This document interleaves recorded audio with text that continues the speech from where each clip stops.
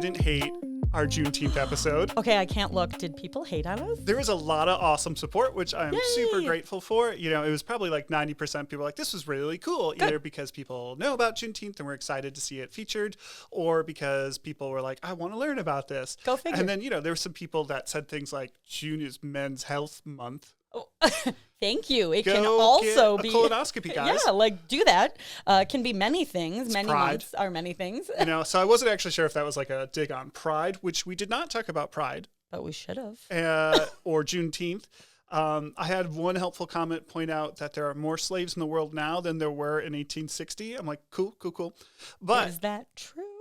you know, it was a really fun episode. I had a lot of really nice people send stuff in about how they appreciated learning about it. That was interesting. And that's what we're here to do. Thanks for not canceling us. So you know what the haters can do. So welcome to everybody that is still here for the ride. Thanks for being here. This episode is going to be not quite as deep, but still full of fun historical facts. Hopefully not controversial. Delicious ham. Ham.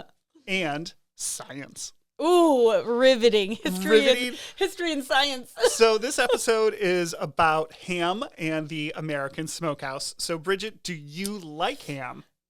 I'm scared to admit what I like about ham, or the kind of ham I like. Well, we have ham for everyone. There's ham for days. So I grew up with like budding beef ham, you know? Oh, I know. yeah. Is it really ham? I don't know. Well, but we're going to answer that. Oh, well, that's what I grew up with. Now it's like I didn't really eat it. So like the traditional ham with like lots of sugar on it. Oh man, we're talking about all these things. Okay. Bridget, you are nailing this. When I say do I like ham, I just think there's so many different kinds of ham. I like a shaved thin deli honey ham. That's what I like. Period. And bacon.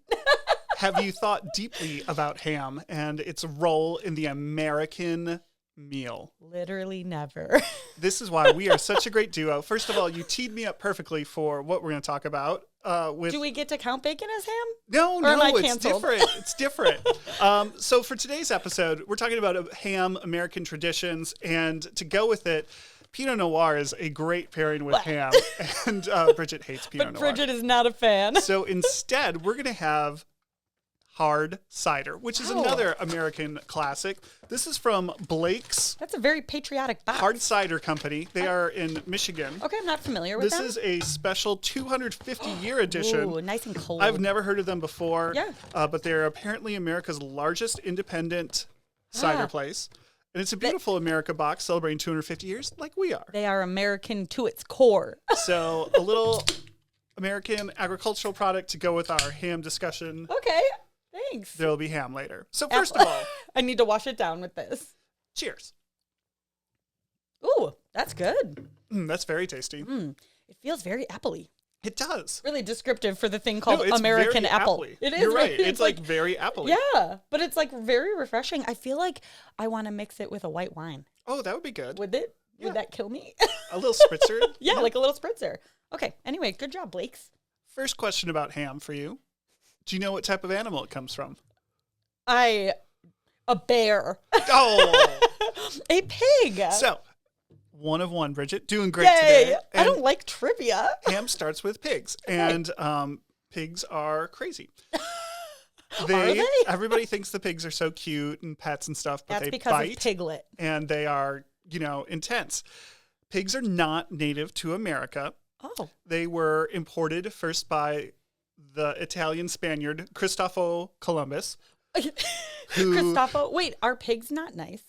Oh no, they'll bite you. Okay. I mean, they're Just kind of nice. I circling mean, back. my interactions with pigs are maybe different than some others, but they'll yeah. bite. Don't put your hands near their snouts. They will bite and they have very sharp teeth. If you ever want to get rid of the human body, the pigs will eat it. Oh, there actually was a serial killer that did that. See? More on my imaginary true crime podcast. Columbus just would drop pigs off on islands in the Caribbean as like an insurance policy for food later. What? Yeah. Like in case he came back to that island? Yeah, the pigs would still be there, and then you could kill the pig. That is a weird... And you have food. Like, actually, that's very smart. Yeah, and they took over all these islands. They eradicate, because pigs will eat anything. They eradicated the native life. They're pests. The Spanish brought 13 pigs over to their Florida colonies, and now they've taken over the South. I don't know if you've seen the videos about how horribly invasive they are throughout Texas, Arkansas, Louisiana. Like wild pigs. Yeah, right? Razorbacks. Yeah. They are the descendants of these 13 pigs. It's like the Pork Council that keeps saying they were 13 pigs, and now there's millions. So it's like, I think there's probably more than 13. Oh, I was you like really? you like that. Oh, I never knew any of this. The English brought them too. And the reason for pigs instead of cattle or chickens is you can just let them out and they got the tusks so they can defend themselves. Okay. You don't need to like build a pasture like you do for cows.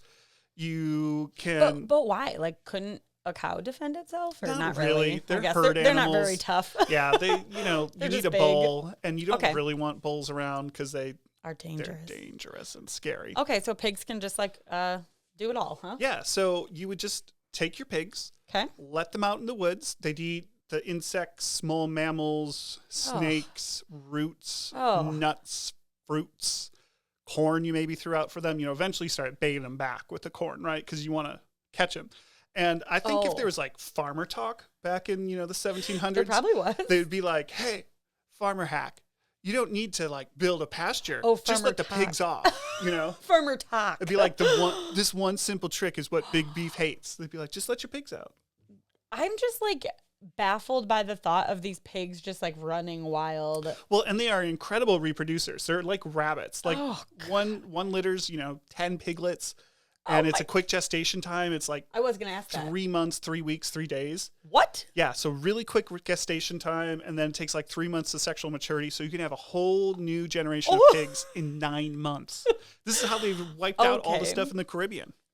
But like in a bad way? Because they're eating all the other animals and not controlling it? Yeah, like a lot of the, like the extinct, I think dodo birds are one of the birds that got extincted by pigs. That's not correct, but birds like dodo birds, Don't fact check that. they got wiped out by pigs. Wow.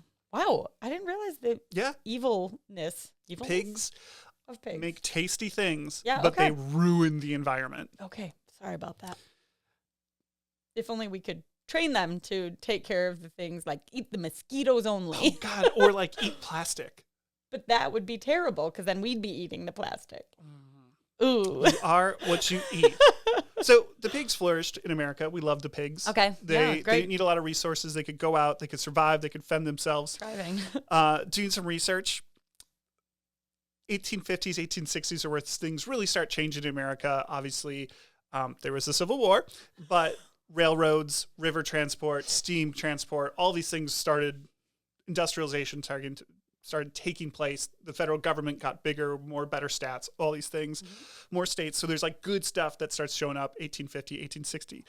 By 1855, Americans were eating 150 pounds of pork a year. For comparison, that's about what we eat for chicken now. We eat about 50 pounds of pork now. Oh, interesting. Because was there no competition earlier? No competition. Pork was it? Yep. The chickens you would usually keep more for laying than meat. Okay. And that makes sense. then you'd have your stewing hens in the fall, your spring chicken, and that we'll get to later. Oh, yeah. And beef was just super expensive. And a lot of that would be dairy that you would use if you had cows. Okay. Wow. Dr. John S. Wilson said, America should be called the Great Hog-Eating Confederacy or the Republic of Porkdom. What? Yeah. He was one of these doctors that's like, we're going to... for real? Yeah, for real. He's like, we're going to solve America's health issues. Because, there's always been some quack. Doesn't it feel like this can could say like the Republic of my gosh. Porkdom? You're right. It's the perfect Right next one for to that. American to its core. It feels like it would just fit right I want to make a there. T-shirt that says America, the Republic of Porkdom. I feel like we could do that. Dr. John S. Wilson, 1860. Leave a comment if you'd like one of those shirts. So that's a little history. And why did I pick ham as so important? Yes, why? It's because otherwise people would have starved to death. Would Duh. they? Yeah. Would they? Yes. Ham, pork, preserved pork is what kept our people over the winter. We didn't have refrigeration. Oh, yeah. Vegetables go bad. There's only so many beans you can eat. Only so much grain you can put down. So you want to preserve. And if you don't preserve your meat, turn a fresh ham. A ham, by the way, is the rear leg of a pig. Okay. A shoulder is the front leg of a pig. And a bacon is the belly of a pig. Oh, rear two legs. Yes. We think about it as halves. No, it's only the right. Yes. You're correct. That is okay. did the people know how to preserve prior to ham, or is this how they learned? So this is what we learned. We learned that if you put salt on things, they lasted forever. There's some stories about a deer fell off a cliff into the salt water and people realized it lasted forever. Nah, that's probably not it. It's probably the pigs. Something happened where we figured out if you put salt onto meat, that salt would draw the moisture out. And moisture is what allows bacteria to flourish, both pathogens that could kill you and spoilage bacteria that make things just taste bad. I am hesitant to believe, as I am someone who does not understand the moldy cheese theory. As soon as something hits its expiration date, I am done with it. The salt makes it safe. Also, a lot of these natural salts that people used had nitrites in them. Okay. And nitrites kill botulism. Okay. Which, nobody wants botulism. Nope. Botulism is something that shows up as you store food at improper temperatures and is a very unpleasant death if you, want to look that up. Yeah, did they have lots of trial and error and figure out? I'm sure they did. This I'm salt sure they does not did. have nitrates. And some people would add seasonings. Oh, okay. But people would just take their stuff, put salt on it, smoke it. Okay. And you got a smoked ham. I mean, I grilled some pork last night. Actually, Tyler did. It was delicious. I did not preserve it, and it was not expired. So let's get into the American frontier life or colonial life and ham. This is riveting. This is going to be like Laura Ingalls Wilder stuff, all right? Boy. So, my favorite. Bridget, what would your Laura Ingalls Wilder name be? Or American Girl name be? Oh, Would it still be Bridget, or would it be Bridget with No. 2 T's and an E? Brigitte? No, it would be Bridget, I think. Bridget, yes, if I was because you're an Irish immigrant. Yeah, Yep. duh. It would Brigitte be Hollaher, Brigid. yeah. Brigid, which for some reason people still spell my name like that sometimes. So you're young Brigid. Brigid. It's 1850. You're on a homestead here in Wisconsin. I have a bonnet. Your sure. family came over from Ireland. Good old Ireland. Got your little 40 acres. Ooh, I'd take 40 acres now. You got hogs. You have some crops. You grow some corn. You grow some beans. Yep. You got some flour, some wheat. Great. Got some hogs. Got a lot of chickens. Yep. I like eggs. You let them loose.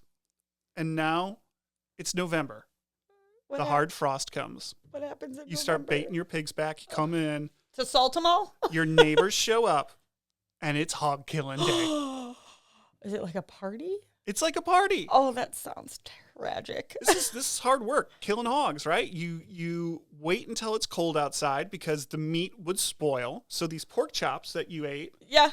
there's one time a year you get them. You get them on hog killing day because you got to eat all the stuff that would spoil. You can't preserve the loin because it's not enough fat in there. Those get weird. Okay, that's good to know. So you take all these really nice tender cuts. You're working hard, killing hogs, processing them, getting them ready. But you eat the good cuts. You eat the loin, On hog the killing ribs, day? Or yep, like that the week? organ meat. You get that liver, Oh. your favorite thing.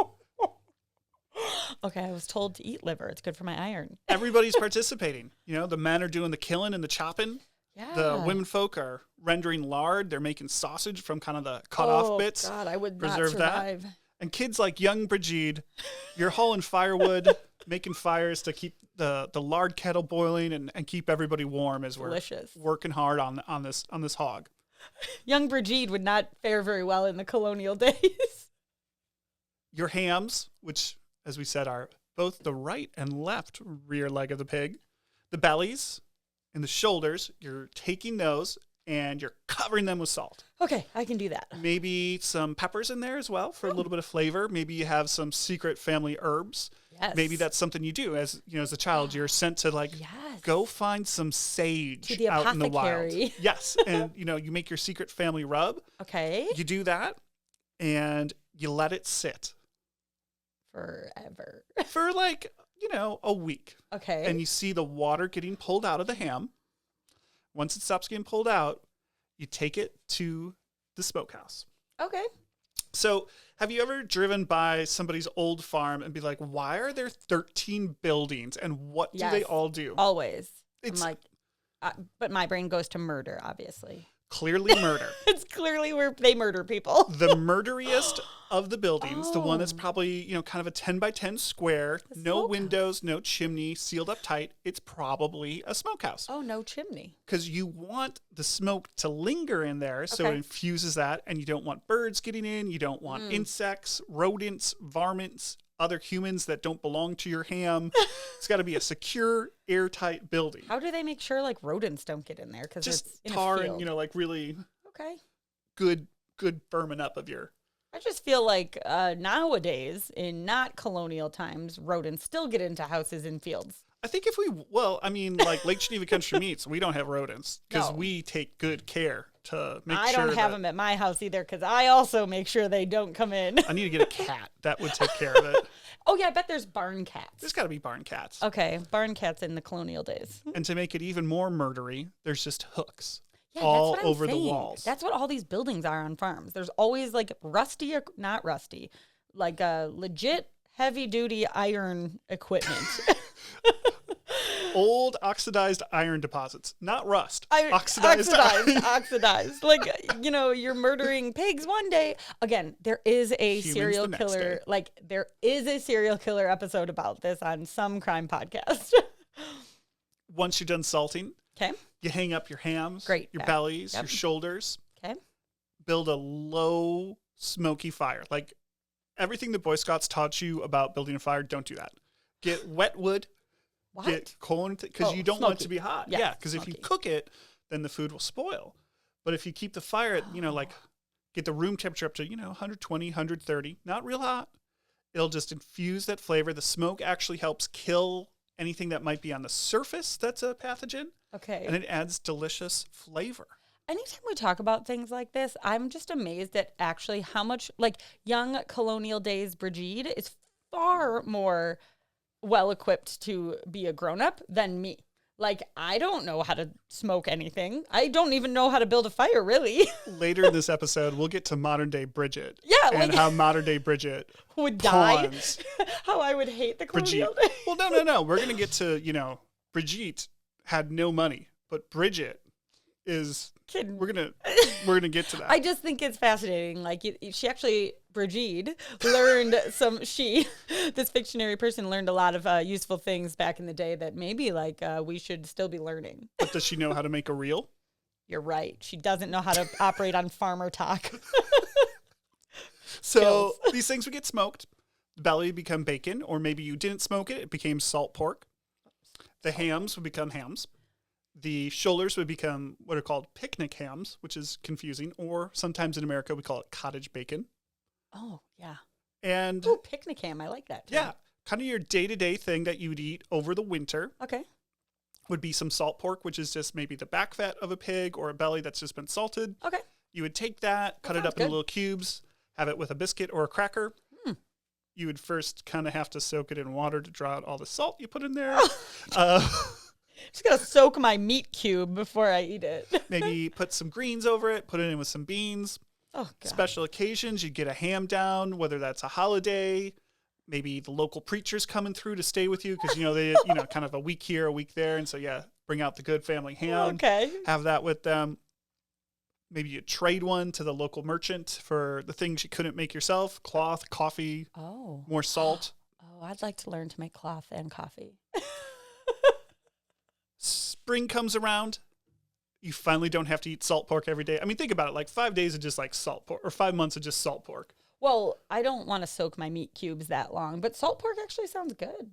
Yeah, for a day or two. Yeah, I know. That's just that's a lot of repetitive. The spring comes around, you get your chickens back out, they start laying eggs again. Delicious. You get some eggs. Great. You get kill one of those chickens. Wait. Go back to the chickens. Why isn't one of the 13 buildings a coop where the chickens Well, one of the 13 buildings is a coop, but they don't lay eggs over the winter. They don't? And you don't want to kill them. Wait, what? Yeah, because you're not giving them enough food. So and the chickens know, their chicks would die. It's cold. Okay. Wow. I'm learning a lot. Chickens are seasonal, Okay. Now I know. They're in their whatever phase of whatever. You get the dandelion greens keep coming up, and instead of spraying them with herbicide to kill them because they're a pest, you eat them, and you're like, rejoice, the good Lord hath given us greens again. Oh. And then it's summer and the produce comes in, then it's fall and you get to kill more pigs and the cycle continues. What a time to be alive, the colonial days. There's a lot more detail if you like Laura Ingalls Wilder, American Girl Dolls, in the written dispatch. But that's basically how ham got us through. That's all things I didn't know, including how to make a low smoky fire. Except I do know to do that with wet wood because I've tried to start a fire with wet wood. Before we get to the ham tasting portion of this, I just want to say the ham that I described, it's what we'd call dry cured ham now. Okay. And that's where you just put salt on it and let salt do its thing. Most European hams like prosciutto, copa, jambon, those are all dry cured hams where you just salt it. And like a lot of these places come from mountains where you hang it up and the breeze dries it out faster. But we still refrigerate that, don't we? We do because we're, a little over the top on food safety. Bridget style. So those are dry cured hams. A lot of hams today are what are called wet cured hams, including what we make at Lake Geneva Country Meats, where instead of just putting the salt on it, you actually put the ham in either a tub of brine or you inject it with brine, so a salt-based water solution. Add water weight to it, and that does the same thing that the salt does of killing any pathogens, helping preserve it, pull it out, cook it, and it's ready to eat. That needs to be refrigerated. Wet cure is just kind of a gross term. Some people call it a city ham instead of a country ham, which is the dry cured style. Yeah, so city ham. Are going to have some really good facial expressions to pull from for this one. People also ask about uncured hams because everybody thinks curing is going to give you colorectal cancer.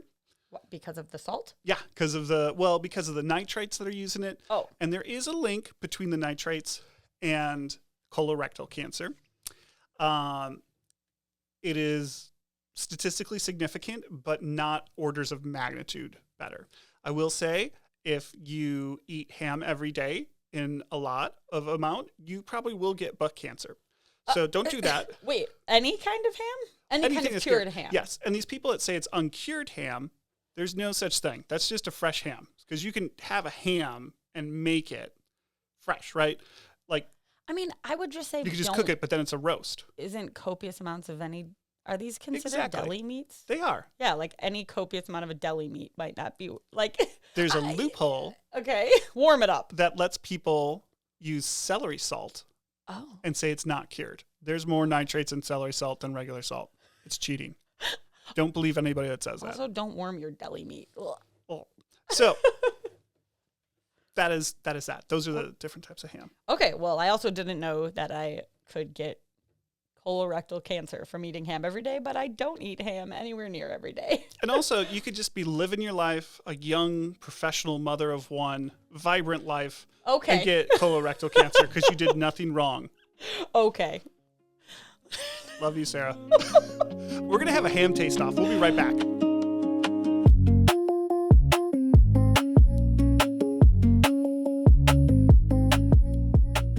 We're back. Here we are. Slight break to bring 4 different types of ham to Bridget. Yeah. There were supposed to be more hams, but this is a lot of ham. Amazon messed up. So we have different types of ham. So the first, this is prosciutto di Parma. Prosciutto di Parma. This is the traditional European dry cured ham that you'd have on your charcuterie plate. Maybe wrap a melon with it. Do I need more of it? No, like that's the plenty. other piece? Okay. That's plenty. Like this half? A half? bit goes a long way. Yeah, actually, I do like it with melon, which I wouldn't think. Do you want a cracker for this? No. Okay. No, thank you, though. No crackers? You can have crackers. I don't know. Smells hammy. Honestly, that's good, obviously. Very salty, right? I love salty. But that's why it does so well with the melon. But I like it because it's thin. Mm-hmm. You know? It's tough if you don't have it thin. Yeah. Because it's just like a muscle, a really well-worked muscle, again, both rear legs of the pig. Describe it while I'm eating it. that you've drawn all the salt out of. So it's like Body Works. Think of like Body Works, how those muscles are dried out. And like eating like your gluteus maximus muscle. Okay. So you got to slice it thin. I'll have you know, and if you don't know what I'm talking about, go listen to our cheese curds episode. I can no longer eat a cheese curd. I had some delicious Hill Valley cheese curds, and all I could think was the texture when I was biting into it. So thank you for that. You're welcome. You are welcome. Okay. Nick, ruining things since 2 weeks ago. This is good, but I can't eat it while you're talking about the muscular structure of it. Well, would you like to try some Daniel Boone Inn ham? Is that what this is? Yes. This looks thick. So this is a country ham from North Carolina, which is the heart of ham country, Virginia, North Carolina. It's made by a company called Goodnight Brothers. Their last name is Goodnight. How are you supposed to eat this? On a biscuit. It's called a biscuit cut. Oh, should I get a cracker? I'm very confused about their handling instructions because it says cook and serve, but it doesn't say keep refrigerated, which means it's a ready-to-eat product, which you don't need to cook a ready-to-eat product. So are we going to die or? No, I cooked it. Oh, you cooked it. Mm-hmm. It's really thick. So this is the same thing as a prosciutto di Parma, effectively, but thicker. And it has a different taste. Mm-hmm. Why? Because they use a little bit more than just salt in the seasoning. This is good old-fashioned American country ham. This one might not be for me. No. I don't like country ham. It could be good on a biscuit. I get that. Yeah, with like gravy and stuff. Yeah. I don't know what else to say. I don't really like the flavor. Like, I like salt. I can taste salt, obviously. That's why you do the prosciutto so thin, too. Yeah. Because, like, there's so much salt. The texture's tough. Yeah, the texture is... But, I mean, it reminds me of a thick-cut bacon texture, which I don't hate. But the flavor of this is just a little... Needs a good old Blake's hard cider. It's not bad, actually. Like, I could totally see the appeal to that. It doesn't taste like feet. It doesn't taste like feet. Call back to Dinner Plus Drinks. It caught me off guard. I wanted it to just taste like ham, which is what the prosciutto tasted like to me, which I realize sounds ridiculous. If you want the real taste like ham. Yeah, okay. This is Lake Geneva Country Meats City Ham. A city ham. Okay, how do people buy this and eat this at Lake Geneva Country Meats? So, people can come up to our deli and ask us to slice it. They can buy a whole boneless ham. They can buy a chunk of a boneless ham. Like, are people putting this on a sub sandwich? You can use this for a sandwich. You can use this as an entree. You can do all sorts of things. So I can get it shaved thin? You can. Delicious. So, this is a boneless ham. Obviously, ham has bones in it. Both of the last two ones we did would be like ham off the bone, if you do. Can you see that kind of line that goes down the middle of it? Yes. That's because this is two muscles of ham pressed together. So we take whole muscles, press them together, and they stick together, and then we cure them, smoke them, and this is ham. Okay, this smells delicious. I just am going to say it smells like what I want it to. This is a weird thing, but I know I'm not the only one. Talk to me about the edges. The rind? Is that what it is? Just Yep. like cheese? So I never eat it. It's a weird texture thing, but like obviously it's fine to eat. Do you know other weirdos that do this? My child. Oh yeah. I mean, it is because I used to do it as a child, so I just do it now. You got the crust off of your bread. Nope. No judgment on it. I'm just curious. My kids do. Well, Lucy does. It's a different texture. It's a harder thing. That's There's nothing wrong with that. Yeah, it's like I don't eat the ends of bananas. Lake Geneva Country Meats is very good at hams. This has won many Grand Champion awards. Both our workmanship and our flavor is fantastic. I realize no one will believe me because I really like the rind. Can't talk crap about you, but this is delicious.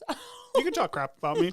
Yeah, you know I will, but I much prefer this to the country ham. Wait, do you make country ham? We don't. Okay. Dry curing like that just takes forever. You need a lot of space because you need airflow. Otherwise, bacteria grows. And you can't just like scrape it off. It's like, a moldy spot on some cheese. Just scrape it off. My good friend Ron from Hill Valley Dairy once told me that. We got two in. He's also told me that, but I will not do it. We're actually also in development of a ham cheddar because everybody loves a ham and cheddar sandwich. Yum. So we have some hams from a couple of his nephew's pigs that Lake Geneva Country Meats purchased from a fair. Where we put the ham into the cheddar. Oh, a ham. I thought you meant cheddar into the ham. Oh, we could do that too. That would be yummy. But his cheddar's too good for that. Yeah, that's true.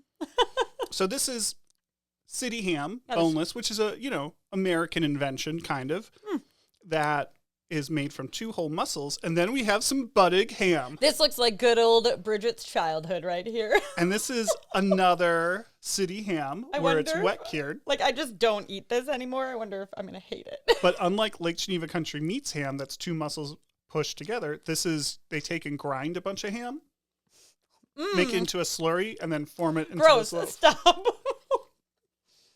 I mean, tastes like childhood. It's good. It's great on a sandwich. It's thin. I mean, with some crunchy lettuce. Yes, we eat it. A little mustard.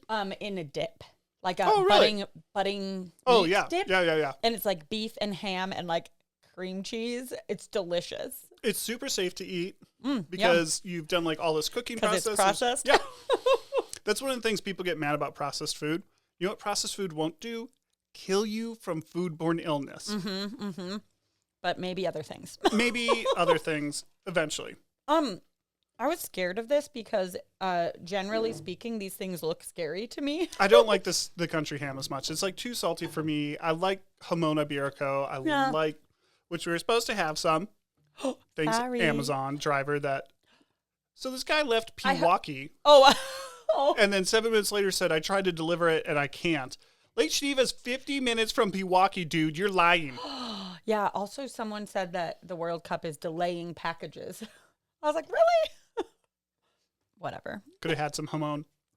I like it in little bits. I like it on charcuterie. What? I like it with melon, like the prosciutto. Yeah, like the classic European ones. Yeah. The American ones, I think we lean too heavily. So the European ones generally aren't smoked, where the American ones are salted then smoked. Okay. So I think they get a little too acrid for me. This one. Yes. Yeah.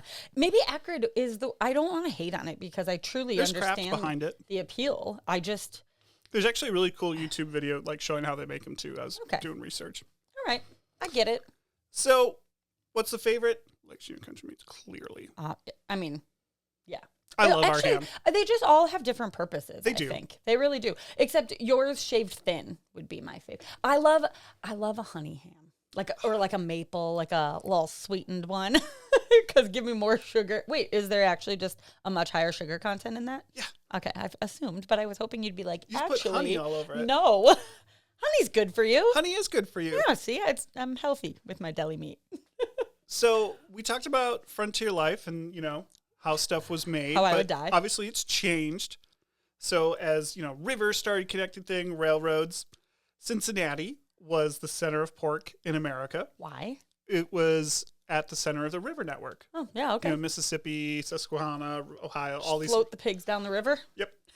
They would come down on the barges. Okay. It was the 6th biggest city in America in 1850s. Wow. It was called Porkopolis. Shut up. Yeah. Wait, is that true? Yes. The pigs were just walking down the streets. If you live in Cincinnati, you need a Porkopolis shirt or a hat. How trendy.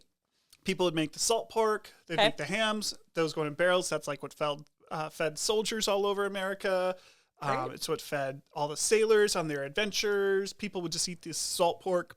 So the railway got bigger. And be so thirsty. Chicago. Chicago became meat packing capital of the world. We got refrigeration, and this whole tradition of doing stuff at home wasn't really necessary anymore because meat processing, it's hard work, it's dirty work, it's smelly work. Yeah. Getting rid of the waste is, a challenge. So it's best done on an industrial scale. And while like we can love the traditions and everything, it's probably better that we've moved to this new style. Overall, it's, not this thing you can only have twice a year because you only get 2 hams and you had to do all this work. You can have it for lunch. But it is still surrounded in tradition and holiday. Like, I mean, at our house. Man, what a segue. Oh, look at me. Continue. I just like, my husband really likes the ham. My mom does, but I literally never consider, like, let me just buy a ham for the weekend. Cheap, and you can feed so many people. I know. We are eating, cut. like, a lot more pork because the kids really like it. And, like, it's cheap. I just didn't grow up eating it. I don't know. No one did. Yeah, so it's really funny. Or if you did, it was a pork chop smothered in cream and mushroom soup. Oh. Thanks, Mom. No, where I started eating pork chops was the pork chop cookout. Oh, yeah. Yeah, so, like, that's what we recreated kind of last night, but I had whatever. Anyway. So we have our budding ham for your quick sandwiches. Yep. We got our honey-baked hams for holidays. So Easter, one of the big ones. Everybody thinks there's, like, this tradition of eating ham for Easter because the pigs got slaughtered in the fall. The hams weren't ready until Easter. Not true.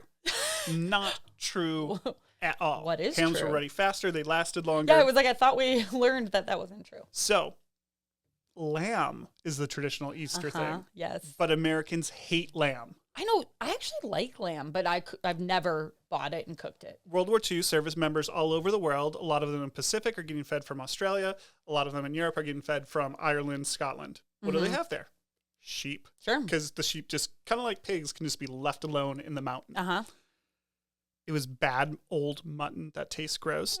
And they all hated it and they swore off lamb forever. The American sheep herd, which was huge, got decimated. You don't need wool anymore because, we have synthetic fibers. No more sheep. Eesh. So instead we started eating pork and hams. Christmas, we think it's, Christmas ham. No.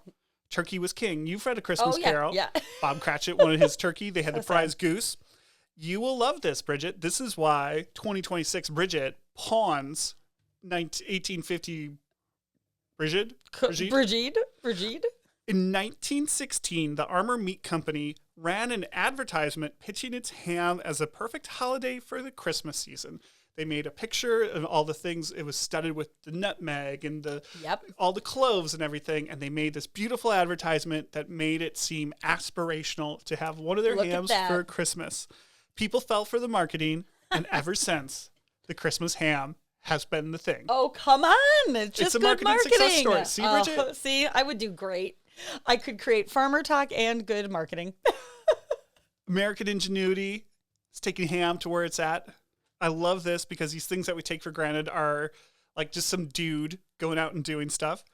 Ham sandwiches, 1928, a jeweler named Otto Rohweder came up with the bread slicing machine because there was no such thing as sliced bread until 1928. Okay, that's hilarious. So he figured out this thing to slice bread. Okay. And then suddenly you have sliced bread and you have ham sandwiches. Yeah, delicious. Because before that, like you had to rip your bread and, just like it was like sourdough loaves. And then they came with the Pullman loaf. I would eat ripped bread with some prosciutto. I do like that. Yeah. 1957, a Detroit meat salesman named Harry Hohenslaller invented the spiral slicer and opened Honey Baked Ham. Oh, yes. Opened Honey Baked Ham? Yep, he opened Honey Baked Ham as a store. So Honey Baked Ham is actually a trademarked store name. Is it still They have their own brand name. Yeah, there's one in somewhere in suburban Chicago. What? I'm Googling it now. So for all of you people that love your honey glazed ham, Honey Baked Ham. You can thank Crystal Lake. Harry Hohenslaller. Oh, wow, Harry. Now, a third of hams sold in America are spiral sliced. Wow, that's really interesting. Okay, good job, guy. So ham. Very traditional. Yeah. And very modern. Wow, that's so fascinating. I'm always learning so many things. Good job. That's my story about ham. Yeah. I thought it was a fun, American food story. Something really important, and now it's changed, but still really important. I didn't know where we were going to go with this one, so I was like, you want to send me any info, or? Well, Nick pulled the classic attachment attached move. The only question was, do you like cider? And I was like, is that the whole outline for the episode, though?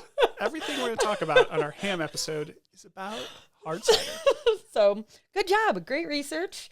This was really interesting. Thank you. I'm going to continue to be surprised because I don't really love history or science, and I find it very interesting. So, good job. Next week will be really fun, I think. It's coming up on the 4th of July, so we have hot dogs and hamburgers. Oh, I'm very scared to learn about the processing of hot dogs. Oh, come on. You just take everything in the pig that, nope. And just slurry it up.